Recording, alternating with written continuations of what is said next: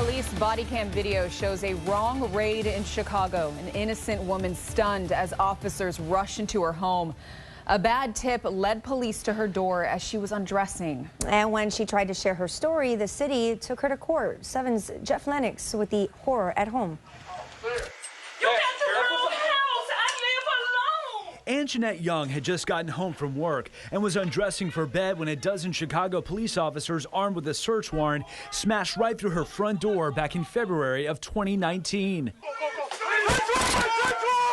Naked and terrified, Young was handcuffed while the officers searched her home for a suspect who lived nearby.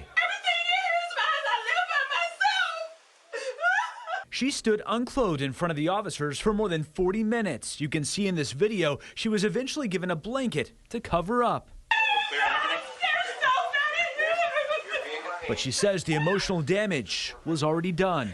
But this was so terrifying for me that 2 years later, I'm still dealing with it. Police officers yelling at me, pointing guns at me, telling me to calm down, making me stand in front of them naked, putting handcuffs on me while I was naked. No one should have to experience that. Young says, adding insult to injury, lawyers for the city of Chicago tried to stop the release of the video to a news station in federal court. The officers that did that, they need to be held accountable to say this is not right and that they should not do that in the line of their work.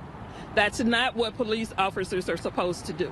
The judge dismissed the city's request and the story aired, but Young's attorney is calling this an attempted cover-up. How can you justify that your response is, don't tell the public?